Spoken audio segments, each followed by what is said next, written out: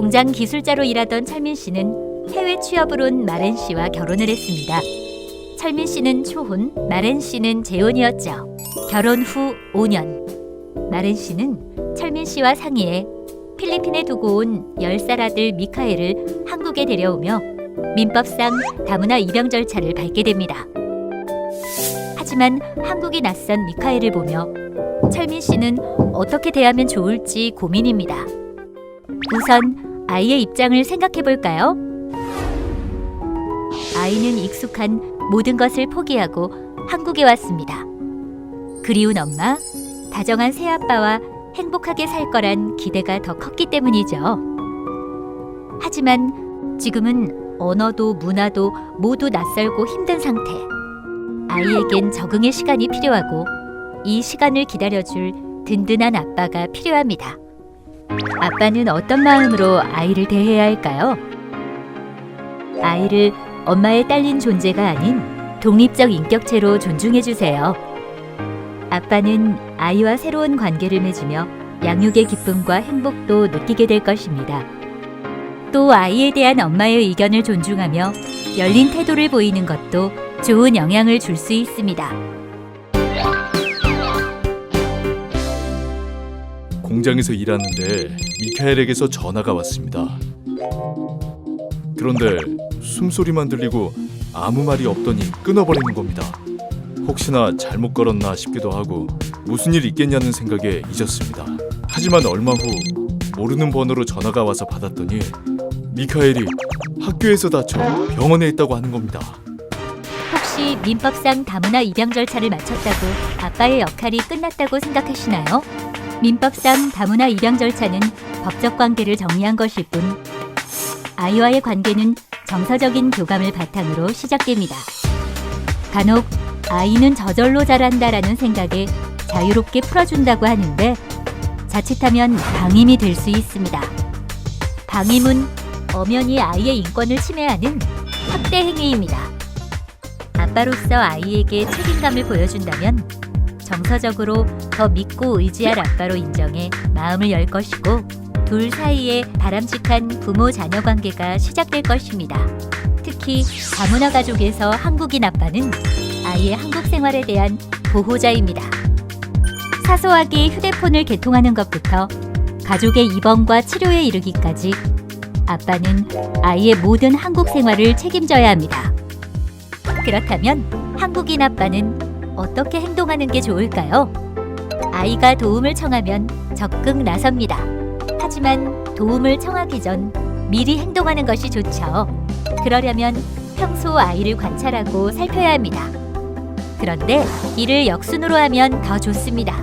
평소 아이의 관심을 갖고 살피다가 어려움을 겪으면 미리 행동해 보호하는 것. 그것이 한국인 보호자로서의 아빠의 역할입니다. 미카엘 얘기를 들어보니 마음은 급한데 한국말이 생각나지 않았다고 합니다. 그래서 미카엘과도 우리만의 약속을 정했습니다. 위험하면 무조건 119를 외치기로요.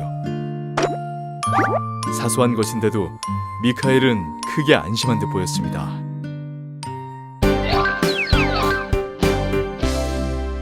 아내가 약속이 있어 모처럼 미카엘과 둘이 저녁을 먹게 됐습니다. 치킨을 시키려고 미카엘에게 미카엘, 밥, 닭 했더니 미카엘이 못 알아들은 것처럼 멀뚱멀뚱 쳐다보는 겁니다. 저 역시 그 말도 못 알아듣나 싶은 마음에 계속 소리치게 됐죠. 그런데 아이가 갑자기 눈물을 글썽이며 방에 들어가는 겁니다. 내가 뭘 잘못한 거죠? 좋은 단어만 쓴다고 좋은 대화일까요? 대화에는 말뿐만 아니라 자세나 억양, 때로는 손짓과 표정까지도 포함됩니다.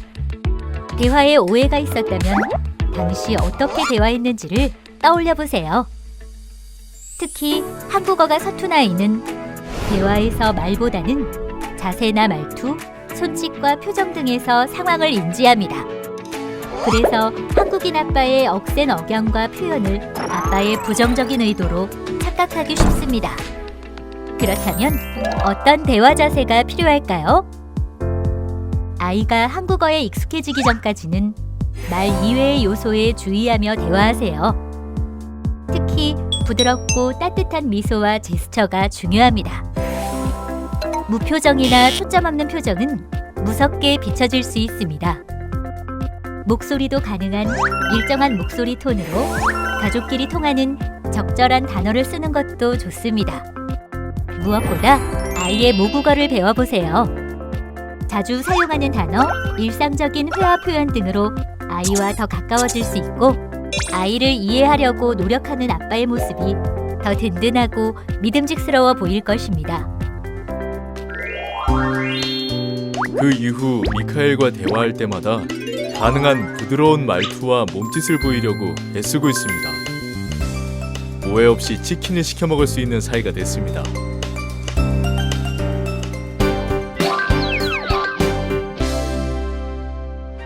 휴일을 맞아 미카엘과 놀이동산에 갔을 때입니다. 미카엘이 자이로드롭을 타보고 싶다길래 손가락으로 미카엘을 불렀습니다. 그런데 저를 본 미카엘의 표정이 갑자기 어두워졌어요. 왜죠? 우리나라에도 금기시하는 행동이 있듯 나라마다 무례한 행동이 있습니다. 한국인 아빠가 무심코한 행동이 아이가 자란 문화권에서 무례한 행동이었다면 아이가 당황하는 것도 당연합니다. 아이는 아빠가 어른이니까 당연히 다 알 거라고 생각했는데 그런 아빠가 무례한 행동을 한다면 아이는 실수가 아니라 의도한 행동으로 오해할 수 있습니다. 특히 앞서 말씀드렸듯 한국어가 서툰 상황이라면 아빠의 자세, 말투, 표정과 부조화를 이룬 행동에 더 놀랄 수 있습니다.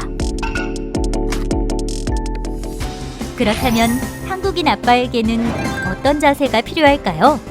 실수를 인정하기보다 피하거나 침묵하는 태도로는 아무것도 해결되지 않습니다. 일단 실수를 빨리 인정하세요. 오해는 시간이 갈수록 깊어지니 빨리 인정할수록 좋습니다. 그리고 아이의 나라에서 주의해야 할 행동을 알아보세요. 주변에 물어보거나 인터넷으로도 찾아보세요. 완벽한 모습보다는 노력하는 아빠의 모습이 더 신뢰를 줄 수 있습니다. 무엇보다 아이의 나라에 관심이 필요합니다. 문화에는 결코 우위가 없습니다. 각각 유구한 역사 속에 생성된 문화는 각각의 가치를 지닙니다. 문화에 대한 아빠의 열린 태도는 아이가 한국 문화를 존중하는 데도 긍정적으로 작용합니다. 내 행동이 필리핀에서는 개나 고양이 등 동물에게 하는 행동임을 듣고 스스로 너무 부끄러웠습니다.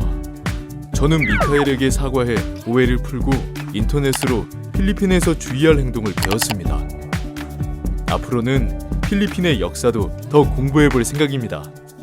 내가 노력하는 만큼 미카엘도 행복해질 테니까요. 아이가 밝고 건강하게 자랄 수 있도록 아빠로서 든든한 울타리가 되어줄 거예요.